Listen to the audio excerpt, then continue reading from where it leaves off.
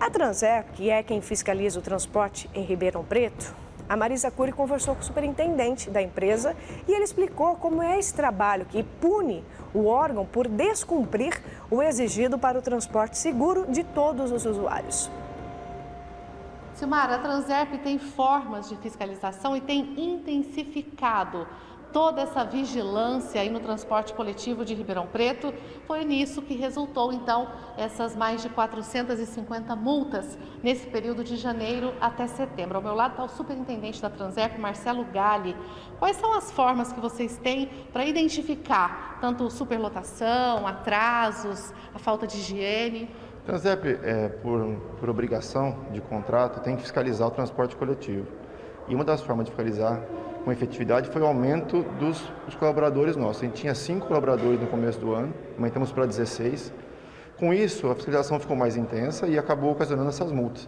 As multas são operacionais, que são de contrato, que os principais são lotação, higiene nos terminais e nos próprios ônibus, desvio de itinerário, atraso e adiantamento dos ônibus. E tudo isso levou em consideração nesse período de janeiro até setembro para levar essas atuações em relação ao pró-urbano. Vocês têm provas, né, de que isso realmente estava acontecendo? Por exemplo, as catracas, o GPS, como é que funcionam esses equipamentos que auxiliam? É importante falar que nós temos um CCO, que é um Centro de Controle Operacional, que detecta isso online. E no momento que está acontecendo o desvio, o atraso ou o adiantamento, é um sistema que é espelhado do próprio pró-urbano, por isso as multas autuadas não cabe recurso, porque é um sistema deles que a gente monitora. É um espelhado, então acaba que o prazo de recurso existe, mas não entra com recurso porque não cabe. É um sistema deles espelhado para nós. Eles têm 30 dias para entrar com esse recurso, mas já provavelmente vai ser indeferido. Sim, nesse ano 2021, todas que eles entraram foram indeferidas. Então nós estamos com 100% das multas autuadas vindo para os cofres da Transerp. É lógico, tem o prazo para recurso que a gente dá e é por lei que tem que cumprir. E após isso emite um boleto para que ele tenha um prazo também para pagar. Então, das 450 multas autuadas, elas geraram R$113 mil. Desses 113 já foram pagos 99 mil.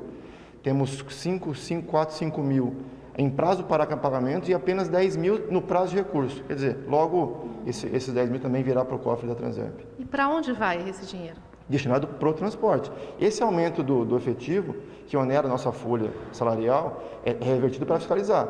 E o pró-urbano melhorou o entendimento com relação ao Transerp, que a fiscalização para eles é uma forma de atrair novos usuários, com a higienização em dia, com a superlotação em baixa.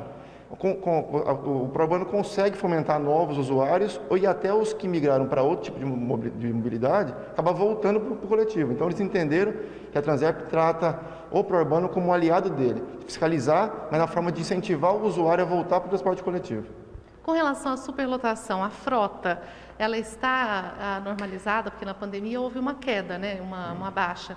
Agora voltou, tem que ter mais ônibus, a gente pode sonhar com o transporte coletivo mais eficaz? Sim, é importante falar que além das mudanças que a gente faz diárias com relação à frota e aumento de alguns horários em algumas linhas, que muitos dos colaboradores, dos usuários do trânsito, ajudam-nos a aumentar isso com as reclamações que eles têm no 0800, com o aplicativo que está para sair com relação ao transporte coletivo, para que também fiscalize, nos ajude a fiscalizar o transporte coletivo.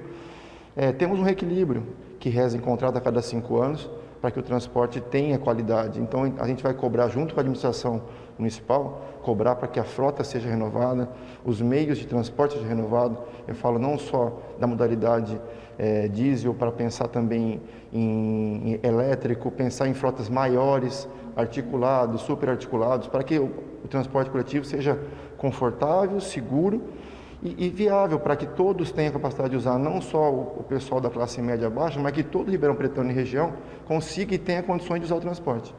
É um sonho, né? Tomara mesmo que se realize. Eu gostaria que concretizasse, nós vamos trabalhar arduamente para que isso seja uma realidade para os próximos anos. Ok, muito obrigada então pelas informações. Está aí, Silmara, as informações direto aqui da Transerp e eu volto ao estúdio com você. Obrigada, Marisa. Pessoal, a gente tem que denunciar mesmo, né? Qualquer irregularidade, porque nós estamos pedindo favor, a gente está pagando pelo serviço. Então é direito como consumidor e não paga barato não, paga caro. E olha, vamos aguardar, porque eu lembro muito bem, eu vou recordar, refrescar a sua memória, você que é usuário do transporte público de Ribeirão Preto, e vamos começar a debater também os assuntos com os vereadores, porque os vereadores estão muito quietinhos. Nós precisamos conversar mais com os vereadores, não só de Ribeirão, da região também, que são os fiscalizadores. Nós fazemos esse papel aqui como imprensa, mas muitas dessas denúncias de fiscalizar, denunciar, devem partir dos nossos representantes parlamentares, que ganham bem também, que tem gabinete, que tem assessor, que tem que fazer rodar o negócio. Então, eu lembro aqui, eu vou refrescar a memória com você, tá? Até, Rê, vamos pautar isso para amanhã, a gente voltar com esse assunto aqui. Tem preço do etanol, do diesel, da gasolina, tá subindo tudo, não tá? Isso tem refletido no nosso consumo, do preço que a gente paga de aluguel, do preço que você paga da energia elétrica e principalmente daquilo que você paga no supermercado, né? E para abastecer o seu veículo. Eu lembro que quando a prefeitura antecipou aquele valor, lembra? De 17 milhões de reais para a Pró-Urbano, 17 ou 15, depois só confirma para mim, 17 mesmo, a Renata aqui confirmou comigo. E que foi pago em 2 parcelas. Eu lembro que tinha lá no contrato, no projeto, que o prefeito mandou lá para os vereadores, que falava o seguinte, que a Pró-Urbano não poderia alterar o valor da tarifa até outubro. Só a partir de outubro. Hoje nós estamos no dia 25 de outubro. Será que a partir de novembro teremos novos argumentos para mexer na tarifa do transporte público de Ribeirão? Ou vamos esperar para dezembro? Aí vem junto com a história do Papai Noel. Vamos aguardar, mas já fica aqui o questionamento para você, tá? Alertar aí, porque ó, eu lembro muito bem disso e nós vamos voltar com esse assunto aqui na cidade de Ribeirão. Nós questionamos a Pró-Urbano. Vamos aqui então ao que diz a Pró-Urbano sobre essas multas, sobre as irregularidades, descumprimento apontados aí pela fiscalização da Transerp, que nós relatamos muito bem na entrevista da Marisa, tanto com os usuários como também com a Transerp. A Renata já mandou aqui para mim. Segundo a Pró-Urbano, muitos desses atrasos, né, e as multas que eles receberam foram por causa das obras de mobilidade em Ribeirão Preto. Diz que atrasou porque tem obra, aí tem que parar, aí atrasa, então que poderia levar o usuário em 1 hora, leva em 1h30, 1h20. Então a culpa, né, é das obras. E diz que de 450 multas, a Transerp diz que roda 16 milhões de quilômetros. Desde o início do ano, a Transerp rodou 16 mil quilômetros. Então, com 450, eu acho que são bons em matemática, hein? Diz que eles receberam uma média de 1 multa a cada 36 mil quilômetros.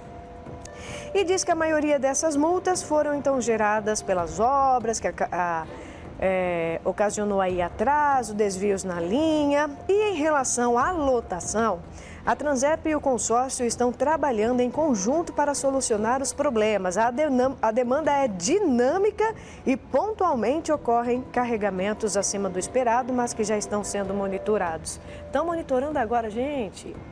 Nesse caso, os motoristas são orientados a transportar somente até o limite permitido. Quando a demanda é superior, a linha é reavaliada e corrigida para atender melhor o usuário.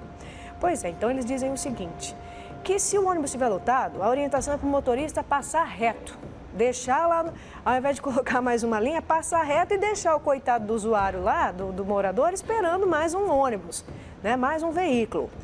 Agora, se vocês estão estudando e essa dinâmica, né, é pontual, então a gente quer saber os números e quer saber o que vai ser feito.